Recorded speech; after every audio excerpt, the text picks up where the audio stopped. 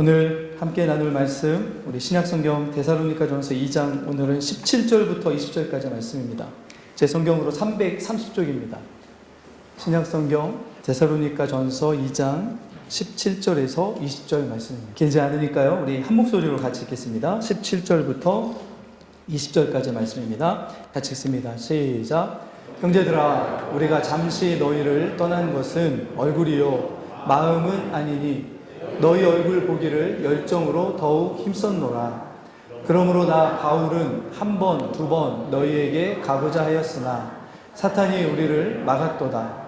우리의 소망이나 기쁨이나 자랑의 면류관이 무엇이냐? 그가 강림하실 때 우리 주 예수 앞에 너희가 아니냐? 너희는 우리의 영광이요 기쁨이니라. 아멘. 아멘. 우리 좌우에 있는 분들과 한번 인사하고 이렇게 말씀 듣도록 하겠습니다. 영적인 가족이 되어 주셔서 감사합니다 라고 인사할까요?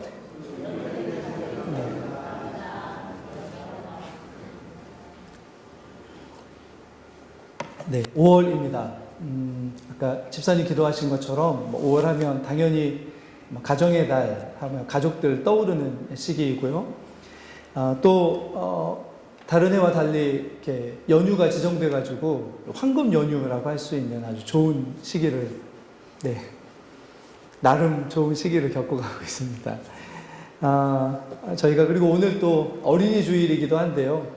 저희 교회에 어린아이가 있다는 것만 해도 너무나 감사한 일입니다. 그렇죠? 어린 아이들 소리가 나는 것과 나지 않는 것과 이 차이가 참 많이 나는 것을 보게 되는데요. 다음 주에는 또 우리 이제 막 태어난 또 우리 수호 동생 수아가 오고 싶다고 지금 난리라고 합니다. 올 것 같은데 너무 일찍 오는 거 아닌가 싶기도 합니다. 저희가 5월을 맞이해서 가족에 대해서 좀 생각을 해보려고 하는데요. 마침 저희가 지금 말씀을 보고 있는 데살로니가 전서가 교회다운 교회의 모습, 어쩌면 영적인 가족다운 모습을 잘 보여주는 말씀을 데살로니가 전서가 담고 있습니다. 이렇게 보면 이제 가족에 대해서 말씀을 준비하려고 하다가 보니까 어쩌면 이제 다른 많은 우리 혈육의 가족에 대한 많은 말씀들도 성경에 있는데 가만히 보니까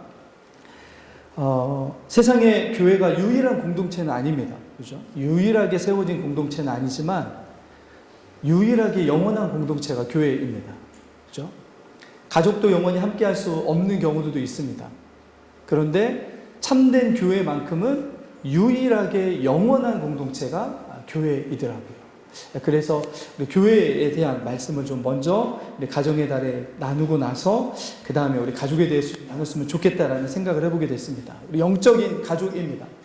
예수님도 이렇게 말씀하신 적이 있거든요. 마가복음 말씀을 한번 볼까요? 마가복음 3장에서 보시면 예수님의 혈육들이 예수님을 찾아와가지고 주변에 있는 사람들이 당신의 어머니와 형제들이 찾아왔습니다 라고 이렇게 말하자 예수님께서 뜻밖의 이렇게 말씀하십니다.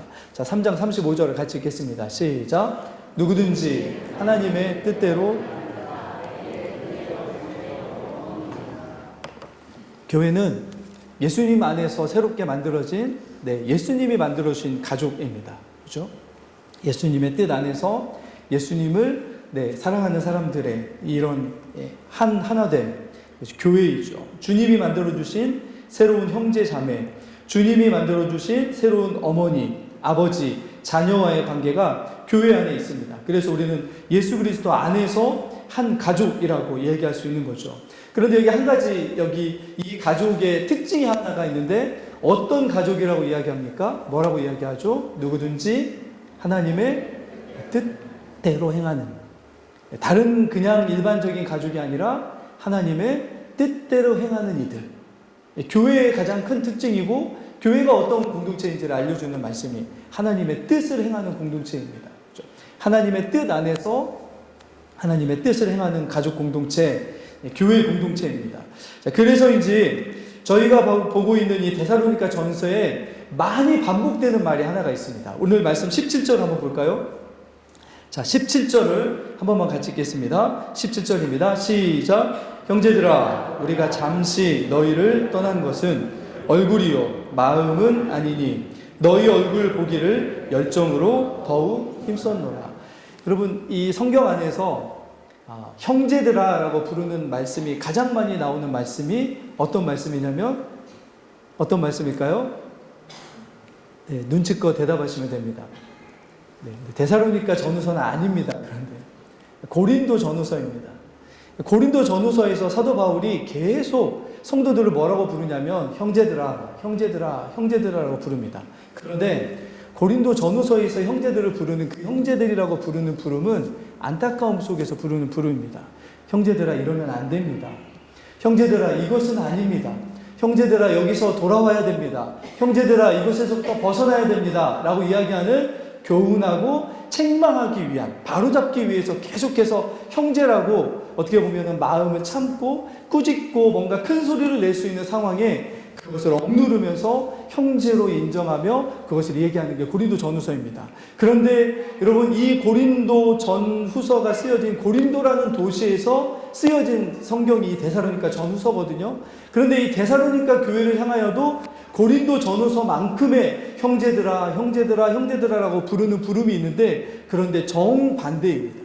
고린도 교회를 향해서는 걱정하고 염려하고 안 되는 어떤 걸 바로잡기 위해서 형제들아 라고 부르는데, 이 데살로니가 교회를 향해서는 뭐라고 부르냐면 같은 형제들아 라고 부르는데, 어떻게 부르는 것입니까? 높여주는 것입니다. 너무나 잘하고 있습니다. 여러분, 너무나 잘하고 있습니다 라고 이야기하는 게 이 형제들아라고 부르는 것입니다. 어떤 형제들입니까? 이제 막 교회가 세워진 지 1년도 채 되지 않은 그런 어린 교회입니다. 사도 바울과 같은 영적인 거장인 그런 있던 사도가 이 데살로니가 교회 성도들을 향해서 뭐라고 부르냐면 자신과 같은 형제들로 높여주는 거죠. 왜 그렇습니까? 이 데살로니가 교회에는 교회다운, 성도다운 모습이 너무나 잘 나타나고 있기 때문입니다. 우리가 일상을 살아가면서도 어떤 어린 아이들을 볼 때 너무나 잘 좋은 모습, 총명하거나 어떤 특기가 있거나 뭔가를 잘하는 사람이 있으면 뭐라고 부르죠?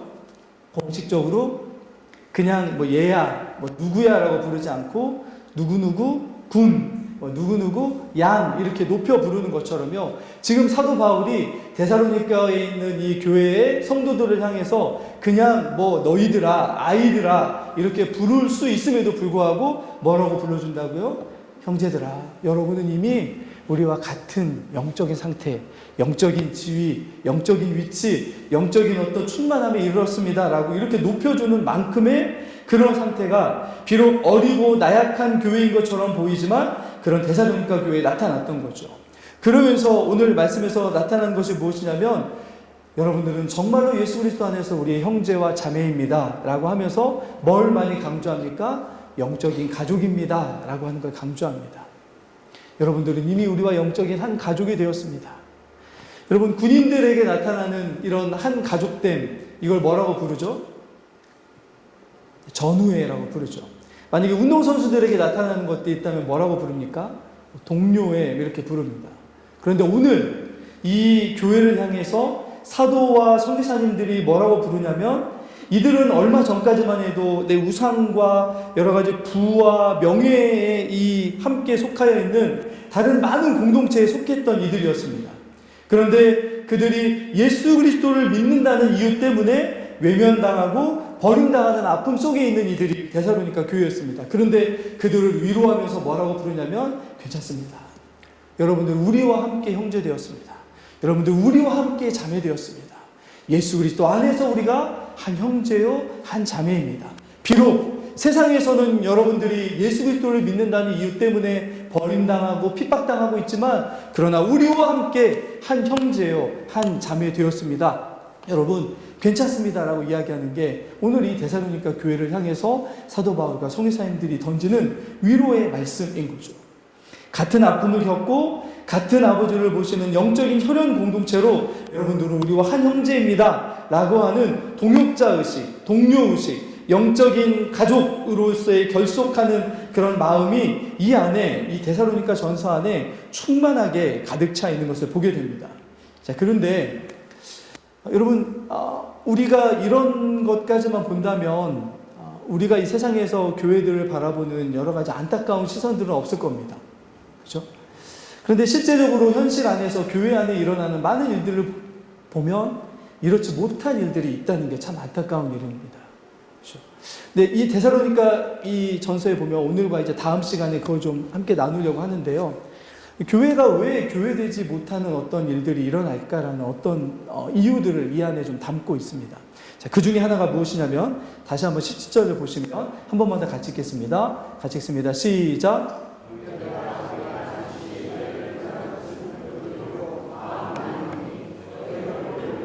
열정으로 더욱 힘썼노라. 여러분, 교회를 하나 되게 만드는 형제와 자매됨을 막는 두 가지가 오늘 말씀에 나와 있거든요. 그 중에 첫 번째가 무엇이냐면 1절에 보면 형제들아, 사도 바울이 데살로니가 교회를 향해서 말하는데 무엇라고 이야기하냐면 우리가 잠시 여러분들을 어떻게 했다고요? 떠났다고 되어 있습니다. 그런데 이 떠났다라는 이 원래 이 말이 뭘로 되어 있냐면 찢어졌다라는 말로 되어 있습니다. 근데 어떻게 찢어졌다고 하는 말이 되어 있냐면 이 말에서 영어에 고아라고 하는 이 말이 여기서 나온 그 어원입니다. 그러니까 무엇이냐면 갓난아이나 어린아이를 두고 부모가 어린아이와 어쩔 수 없이 찢어지는 아픔, 갈라지는 아픔, 헤어지는 아픔이 여기에 있다는 거죠. 그러니까 사도 바울이 데살로니가 교회를 떠나갈 때 어떤 아픔이 그에게 있었다고 이야기하냐면 어떤 아픔입니까? 마치 어린아이를 두고 가는 부모의 마음처럼 그렇게 마음속에 찢어지는 아픔이 있었다고 이야기합니다. 그런데 왜 그런 아픔이 있었습니까? 핍박과 박해 때문이었습니다. 교회 안에, 이 세 안에도 교회 안에 있는 참된 어떤 이런 영적인 가족됨, 하나님 안에서의 참된 형제됨을 막고 방해하는 외부에서 오는 여러 가지 어떤 힘, 외부에서 가해지는 여러 가지 어떤 어려움, 외부에서 가해지는 박해, 이런 것들이 여전히 있습니다.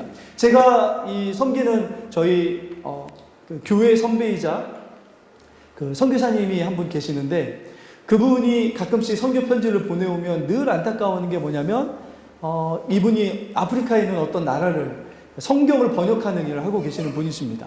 그런데 외국에 나와 있거나 이런 분들을 이렇게 전도해서 이 어떤 형제를 삼으면 어떤 일을 하냐면 그 나라 말과 성경을 그 나라 말로 번역하기 위해서 단어를 함께 나누고 막 하면서 성경을 번역해 갑니다. 그러다가 이 형제나 자매가 은혜로 충만하게 되면 어떤 고백을 하냐면 이제 제가 제 동족에게 가서 복음을 전하기를 원합니다.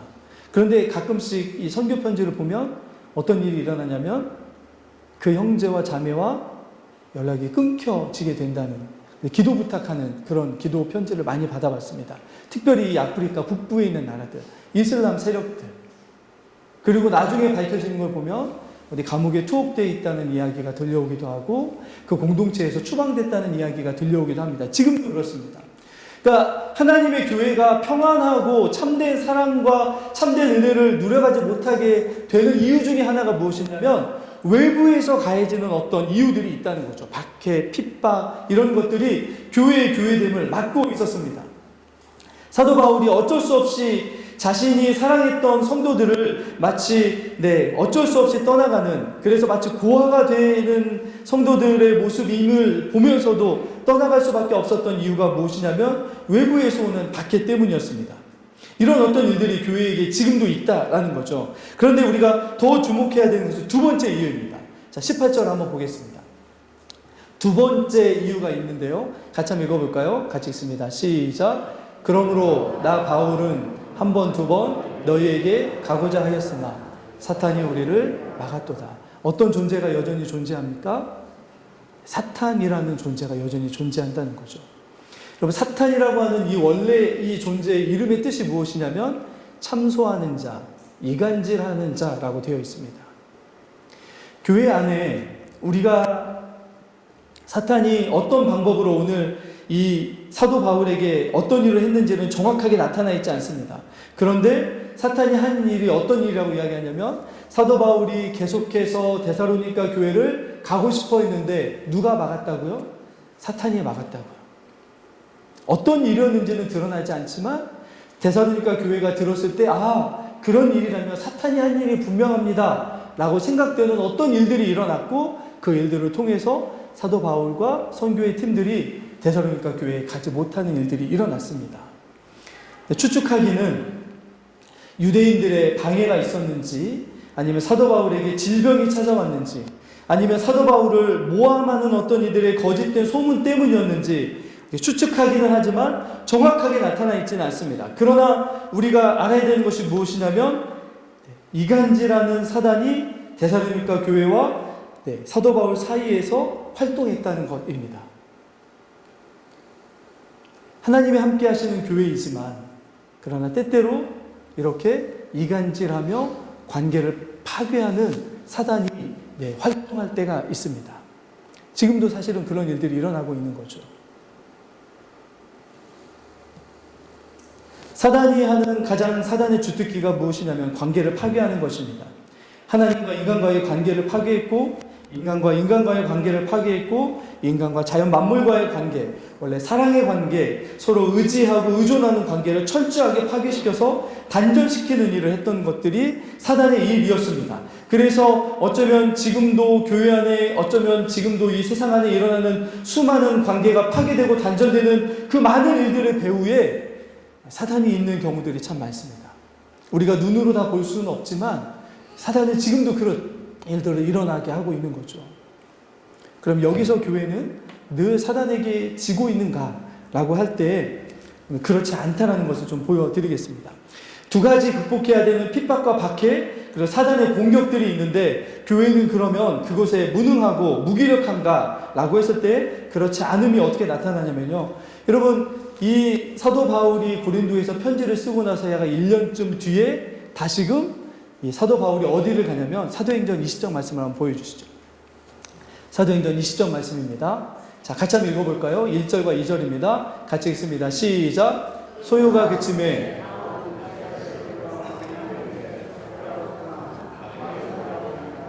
그 지방으로 다녀가며 여러 말로 제자들에게 권하고 헬라에 이르러. 여기 나오는 이 마게도냐의 지방이 어디냐면 데살로니가 교회가 있는 교회 지역이 마게도냐 지역입니다. 여러분, 그곳에 가면 어떤 일이 있습니까? 여전히 자신을 죽이려고 하는 유대인들이 핍박과 박해를 가하려고 기다리고 있는 곳이 어디입니까? 마게도냐 지역입니다.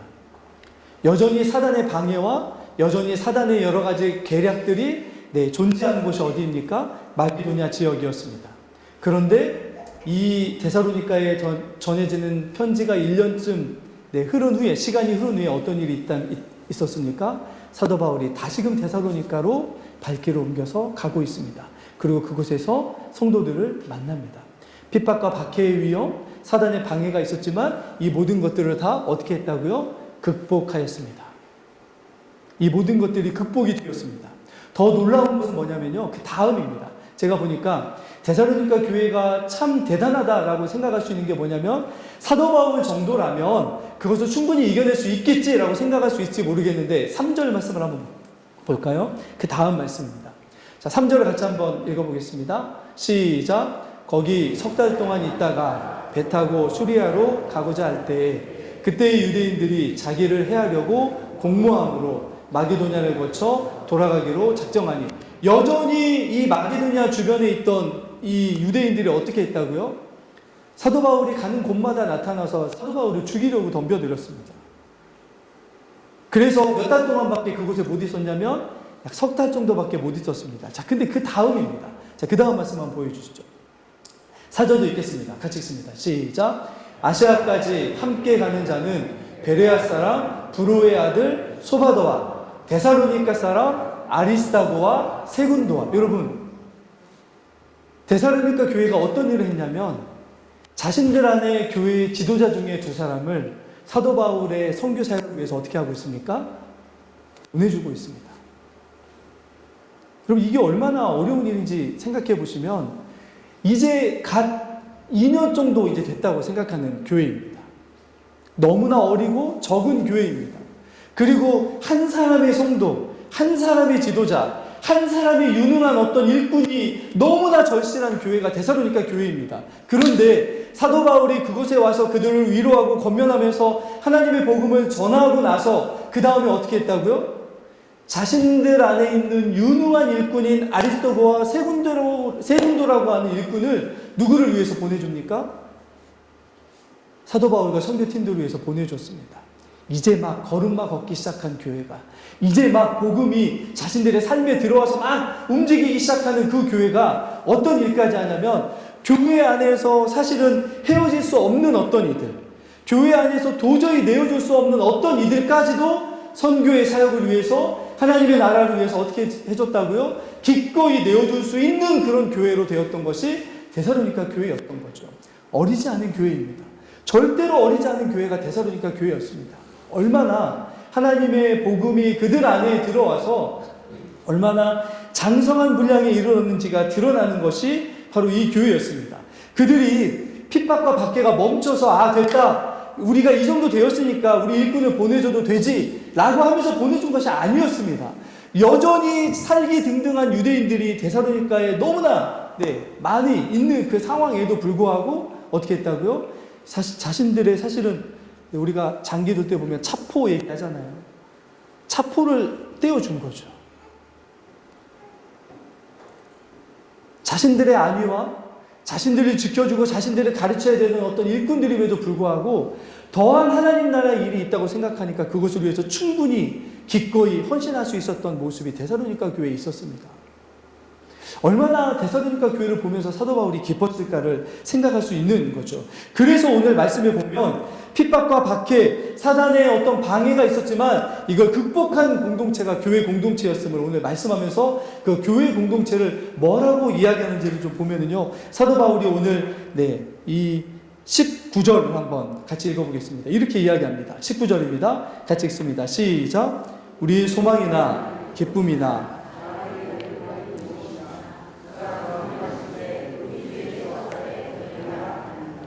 사도 바울은 한 번도 사람을 향하여 우리의 소망이다라고 이야기해 본 적이 없습니다. 사도 바울은 늘 뭐가 유일한 소망이라고 이야기하냐면 주 예수 그리스도와 예수 그리스도의 십자가 외에는 내게 소망이 없습니다라고 그렇게 얘기했던 사람이 사도 바울이었습니다. 그런데 오늘 데살로니가 교회를 향해서는 뭐라고 이야기하냐면 여러분들이 저의 소망입니다. 여러분들이 저의 기쁨입니다. 그리고 그 뒤에 더 놀라운 이야기를 합니다. 여러분들이 저의 자랑의 면류관입니다. 여기 죄송합니다. 모자를 쓰신 분도 계시고 황은혜 집사님이 면류관 비슷한 걸 머리에 쓰고 계셔서, 여러분 면류관이 무엇이죠? 면류관은 뭐의 상징입니까? 승리의 상징이고 모든 것을 다 마친 어떤 끝마침의 상징이고 보상과 영광의 상징이 무엇입니까? 면류관입니다. 그렇죠? 그런데 오늘 사도 바울이 뭐라고 이야기하냐면, 여러분, 제가 얻을 수 있는 최고의 면류관은 뭐라고 이야기합니까? 한번 따라해보겠습니다. 여러분입니다. 이게 사도 바울의 놀라운 고백입니다. 사도 바울이 데살로니가 교회를 얼마나 사랑했냐면 오늘 말씀의 1장 2절을 보면은요, 얼마나 교회를 사랑하는 마음으로, 같이 읽겠습니다. 시작. 우리가 너희 모두로 말미암아 항상 하나님께 감사하며 기도할 때 너희를 기억하며. 사도 바울의 마음속에는 늘 누가 있었다고요? 데살로니가 교회가 있었습니다. 성도들의 마음속에 항상 있었고 항상 기도하는, 그렇죠? 마음속에 늘 있었던 것이 이 교회였습니다. 그런데 그 교회를 향하여 뭐라고 이야기하냐면 17절의 뒤에 보면 내가 여러분들 얼굴 보기를 어떻게 해요? 17절을 보시면 열정으로 더욱 힘썼습니다 라고 이야기합니다. 너무나 보고 싶어 한다는 거죠. 너무나 함께 있기를 원한다는 거죠. 그것 때문에 얼마나 더 마음이 더 아팠겠습니까? 함께 하지 못하지만. 그러나 그럼에도 불구하고 데살로니가 교회에서 들려오는 이런 어떤 좋은 소식들을 보면서 뭐라고 이야기하냐면, 여러분이 저의 소망이고 여러분이 저의 기쁨이고 여러분이 저의 면류관입니다 라고 이야기하는 그런 어떤 말씀의 단계까지 나가는 거죠. 자신이 생명을 걸고 수고하고 애써서 그 복음을 전한 열매들이 데살로니가 교회 성도들에게 나타나자 데살로니가 교회 성도들을 향해서 마치 부모가 자식들이 어떤 일을 이루었을 때 기뻐하고 행복하는 것처럼 사도 바울은 데살로니가 교회 성도들을 향해서 여러분이 나의 진정한 소망입니다. 여러분이 나의 진정한 기쁨입니다. 여러분이 나의 진정한 자랑입니다. 라고 이야기하는 참된 그런 교회 공동체를 고백하는 것이 이 데살로니가 교회와 사도 바울 이들의 이런 분들의 관계였던 거죠. 예전에 제가 이전에 한번 이 가사를 듣고 굉장히 이렇게 놀랐던 그런 영어로 된 그 CCM, 그러니까 복음성가가 있습니다. 어떤 내용이냐면요. 혹시 한번 나중에 가서 찾아보시면 레이 볼츠라고 하는 이 찬양 사역자가 쓴 이렇게 어렵지 않은 영어니까 영어로 얘기하겠습니다. Thank you라고 하는 영어 가사로 된 영어의 CCM입니다. 복음성가입니다. 자, 그런데 그게 이렇게 시작합니다. 이분이 어느 날 꿈을 꿨는데, 이제 어떤 그 사람이 꿈을 꿨는데요. 이 사람이 천국에 갔습니다.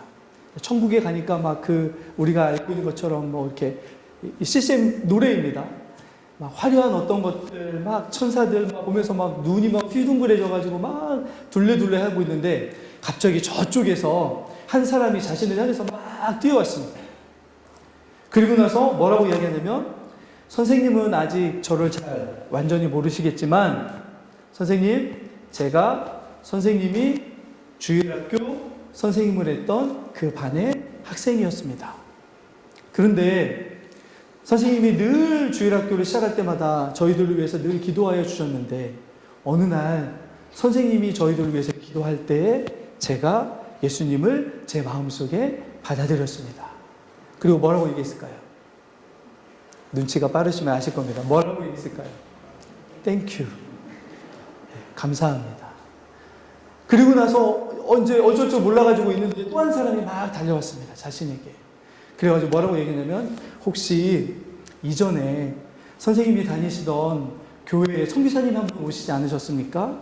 그런데 그 선교사님이 그 선교의 사역들에 대해서 막 이야기할 때 선생님이 그때 너무 어렵고 힘든 그런 가정의 형편이었는데도 불구하고 그때 마음을 다해서 이 선교 사역을 위해서 드렸던 그 헌금 때문에 제가 있던 지역에 교회가 섰습니다. 그곳에 저와 같이 이 복음을 몰랐던 수많은 사람들이 있었는데 선생님의 그 섬김 때문에 우리가 복음을 듣게 되었습니다. 자, 그 다음 뭐라고 얘기했을까요? 네, Thank you. 감사합니다. 그런데 그것으로 끝나지 않습니다. 계속해서 갈 때마다 사람들을 만나기 시작한 거예요. 전혀 얼굴도 모르고 이름도 모르는 그 사람들이 와가지고 계속해서 손을 잡으면서 뭐라고 얘기했을까요? 뭐라고 얘기했겠습니까? 마지막으로 감사합니다. 감사합니다. 그러면서 가사가 이렇게 이어집니다. 사람들이 멀리까지 줄지어 서 있고 각자의 삶들을 가지고 당신의 삶의 온유함 때문에 감동받은 것을 당신에게 이야기합니다. 당신이 행하신 작은 희생들이 이 땅에서는 숨겨져서 잘 보이지 않지만 하늘나라에서는 크게 높임을 받습니다. 하늘에서는 눈물이 없다는 걸 알지만 아마 그것을 보고 당신 눈에는 눈물이 보였을 테죠. 자, 그리고 그 다음에 결정적인 가사가 이렇게 있습니다. 예수께서 당신의 손을 붙잡고 당신이 주님 앞에 섰을 때 예수님께서 이렇게 말하실 겁니다. 아들아, 주위를 둘러보렴. 내 상급이 이렇게 크구나. 여러분, 우리가 주님 앞에 가서 서는 날 주님이 우리에게 주시는 상급이 있을 것입니다. 그런데 그 상급을 이 데살로니가 교회를 향하여 사도 바울은 뭐라고 고백하냐면 면류관을 받을 거라고 얘기하거든요. 우리가 한 일에 대하여, 우리가 한 어떤 하나님 나라를 위한 헌신에 대하여 상급으로 면류관을 받을 거라고 얘기합니다. 그런데 사도 바울이 뭐가 면류관이라고 이야기한다고요? 뭐가 면류관이라고 이야기합니까? 네. 성도가 면류관이라고 이야기합니다. 교회가 면류관이라고 이야기합니다. 내가 뭔가 많은 일을 했고 많은 어떤 것을 했기 때문에 받는 면류관이 아니라 뭐라고 이야기하냐면 당신이 나의 면류관입니다 라고 이렇게 이야기하는 거죠. 누가 면류관이라고요? 여러분 옆에 있는 분들이 우리가 나중에 하나님 앞에 가서 받을 뭐라고요? 면류관이라고요.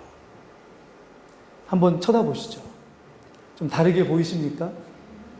설마 하는 마음으로 안 쳐다보시는 분들도 계시는데, 사도 바울이 우리에게 이야기하는 교회의 교회됨의 이 핵심이 여기에 있습니다. 여러분, 우리가 받을 면류관이 내 옆에 있는 형제라면 우리가 어떤 일을 하겠습니까? 더 귀하고 더 아름다운 면류관을 얻기를 소망한다면 우리가 해야 될 일이 무엇입니까? 내 옆에 있는 형제와 내 옆에 있는 자매를 어떻게 만들어주면 됩니까? 더 아름답게 만들어주면 됩니다.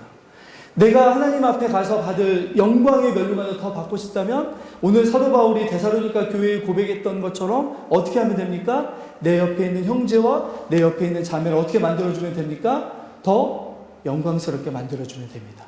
그러면 주님이 마지막 날 주님 앞에 서는 날 우리에게 뭐라고 이야기하십니까? 저들이 바로 너의 뭐라고요? 상급이고 면류관이다. 교회라는 가족에게만 주신 하나님의 영광입니다, 여러분. 교회라는 가족에게만 약속하신 하나님의 영광입니다. 우리가 주님 앞에 가서 우리가 한 많은 일들을 하나님 앞에 이렇게, 하나님, 제가 이렇게 살아왔습니다. 근데 주님이 뭘 가지고 우리에게 면류관을 씌워주신다고요? 우리가 갔을 때 우리 주변에 달려와서 감사합니다. 감사합니다. 당신이 우리 교회 성도여서 너무나 감사했습니다. 그 고백으로 우리에게 면류관을 씌워주신다고요. 그게 우리에게 약속하신 하나님의 상급입니다. 제가 늘 이야기하지만 또 혹시 김 빠지신 거 아닙니까? 하나님 나라 가서 막 받을 면류관 보석으로 막 치상되고 엄청난 거 받을 거 생각하셨을지 모르겠지만 가장 큰 상급은 무엇이냐면 나를 통해서 일어나서 힘을 얻어서 나아갔던 한 형제, 나를 통해서 섬김받았던 한 자매, 나를 통해서 예수를 알게 된 어떤 무명의 성도, 나를 통해서 하나님의 나라를 경험한 한 어떤 가정, 그들이 바로 뭐라고요? 우리가 주님 앞에 섰을 때 주님이 우리에게 그래 바로 이게 바로 너의 영광이다. 황은혜 집사님 저거 좀 가져와서 이렇게 시연했으면 좋겠습니다. 이게 바로 너의 영광이다. 이게 바로 너의 상급이다. 이게 바로 너의 승리이다라고 이야기해 주는 게 바로 교회의 약속한 하나님의 영광이고 면류관이었습니다. 이게 우리의 자랑이라는 거죠. 사도 바울과 그들 선교사님들은 자신의 생명을 걸고 사역한 결과를 볼 수 있었습니다. 그러면서 여러분, 사도 바울이 이렇게 이야기하면서 여러분 제게 자랑의 면류관이 여러분입니다라고 이야기할 때 누가 떠올랐겠습니까? 면류관 하면 누가 떠올랐겠습니까, 여러분? 스데반 집사님입니다. 왜냐하면 스데반이라는 뜻이 무엇이냐면 면류관이라는 뜻이거든요. 사울이었던 이 청년이 하나님의 사람이 될 수 있었던 큰 이유 중에 하나가 무엇이었습니까? 스데반이 죽어가면서 이 자신을 죽이던 사람들에게 뭐라고 얘기했습니까? 주여, 저들의 죄를 사하여 주옵소서. 저들이 알지 못하기 때문에 그렇습니다. 저는 제가 사도 바울이라면 평생의 귀 속에 맴도는 그 한마디가 있었을 겁니다. 어떤 말이었겠습니까?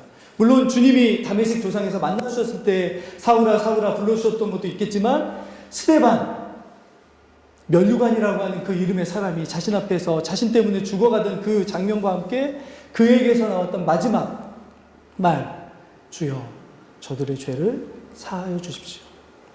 스데반이라고 하는 면류관이 깨어질 때 바울이 자신에게 주어진 생명의 면류관이 씌워진 것을 볼 수 있었습니다. 마찬가지입니다, 여러분. 우리가 우리 스스로의 영광을 막 뒤집어 쓰려고 하면 교회는 교회될 수 없습니다. 그런데 내가 써야 될 그 영광을 내 형제가 쓸 수 있도록, 내가 써야 될 그 승리를 내 형제가 맞이할 수 있도록, 내가 보답받고 상급받아야 될 그 면류관을 내 형제와 내 자매와 우리 교회 공동체가 쓸 수 있도록 그렇게 분투하며 살아간다면 그때 주님이 어떻게 하십니까? 교회를 교회답게 만들어 가시는 거죠. 우리 교회가 그렇게 세워져 갔으면 좋겠습니다. 형제를 바라보면서 내가 왜 이 형제를 섬겨야 되느냐? 나의 무엇이기 때문입니까? 이 형제가 바로 나의 면류관이기 때문입니다. 내가 왜 이 자매를 섬겨야 되느냐? 이 형제가 바로 내가 하나님 앞에서 받을 상급이기 때문입니다. 하나 그림 보고 말씀을 마치겠습니다. 예전에 나침판이 없었을 때 북쪽을 항해하던, 북쪽을 여행하던 사람들이 봤던 별이 하나 있습니다. 나침판처럼, 기준처럼 늘 그곳을 향하면 방향을 잃지 않는 그런 별이 하나 있습니다. 그 별이 뭐죠? 네, 북극성이죠. 그죠? 자, 그런데 제가 얼마 전에 북극성에 대해서 본 것 중에 굉장히 놀랐던 게 뭐냐면, 북극성은 하나의 별이 아닙니다, 여러분. 북극성은 앞에 큰 별이 하나 있고요. 그리고 그 뒤에 조그마한 별이 두 개가 함께 돌아가면서 만들어내는 별이 북극성입니다. 혹시 아셨습니까? 제가 그것 때문에 놀란 게 아니고요. 앞에 있는 큰 별에 비해서 그 뒤에 함께 돌아가면서 빛을 내는 별은 정말 작습니다. 너무 조그마한 점 같은 별입니다. 그런데 이 세 별이 서로의 중력과 이런 걸 통해서 이렇게 함께 계속 움직이면서 북극성이라고 우리가 보는 그 빛을 만들어낸다고 합니다. 제가 그걸 보면서 가만히 생각해 봤습니다. 이게 교회여야 되지 않을까? 하나는 무엇이냐면, 큰 어떤 이들이 작은 이들이 움직여서 빛을 낼 수 있도록 자신의 빛을, 자신의 힘을 함께 써주는 거죠. 그러다 보니까 어떤 일을 합니까? 방향을 잃었던 어떤 이들이, 방향을 찾아야 되는 어떤 이들이, 어딘가를 가야 되는 어떤 이들이, 맨 앞에 보이는 저 큰 별 뒤에 조그만 빨간색 별 두 개가 보이십니까? 저 별 세 개가 함께 묶여져서 빛을 내는 게 북극성이라고 합니다. 저 오른쪽에 보이는 저 밝은 빛을. 그런데 여러분, 교회가 어떤 공동체가 되어야 되냐면, 큰 자이든 작은 자이든 그거와 상관없이 어떻게 돼야 됩니까? 서로 하나가 되어서 함께 빛을 내는 거죠. 빛이 많이 낼 수 있는 능력이 있다면 그 빛을 작은 자들이 낼 수 있도록 함께 할 수 있는, 그래서 하나가 되어서 움직이면 어떤 일이 일어난다고요? 어둠 속에서 방향을 찾아야 되는 이들이 무엇을 보고 인생의 방향을 찾을 수 있겠습니까? 교회라는 북극성을 보게 되는 거죠. 그런 모양으로 참되게 하나 되어 있는, 주님이 마지막 오시는 그날 우리에게 그렇게 물어보실 겁니다. 전주 세움교회는 어떤 교회였는지, 우리는 어떤 성도였는지, 서로를 빛나게 해주는 존재들이었는지, 서로를 더 영광스럽게 해주는 존재들이었는지. 사도 바울은 늘 데살로니가 교회를 돌아가고 싶어 했습니다. 갈 수 없게 막는 것들, 사단의 공격이 있더라도 이겨내고 가기로 소망하며 결국에는 가고 말았습니다. 왜 그랬냐면 그들이 사도 바울의 소망이었고, 그들이 사도 바울의 기쁨이었고, 그들이 사도 바울의 영광의 면류관이었기 때문이었습니다. 우리 그렇게 오늘 저 그림처럼 그렇게 서로 하나 되어서 서로가 서로에게 소망과 기쁨과 면류관이 되어주는 그런 참된 교회 공동체 될 수 있기를 예수 그리스도 이름으로 축원합니다. 같이 기도하겠습니다. 살아계신 아버지 하나님, 이 땅에 수많은 사람들이 어디로 가야 될지 몰라 어둠 속에 있는 것처럼 헤매고 있는 이때에 하나님, 우리 교회가 주님이 주시는 사랑과 소망의 빛으로 하나 되어서 참된 세상의 대안이 될 수 있는, 참된 세상이 바라보고 따라올 수 있는 참된 사랑과 평강과 위로와 안식의 초소로 교회를 바라보며 그렇게 하나님을 찾을 수 있는 그런 빛이 되어주는 그런 교회 공동체가 될 수 있도록 인도하여 주시옵소서. 하나님, 서로에게 참된 소망이 되어주는 우리가 되기를 소망합니다.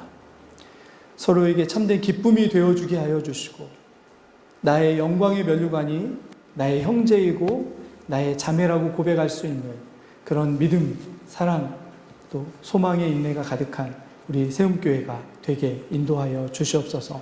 감사를 드리오며 우리 구주 예수 그리스도 이름으로 기도드리옵나이다.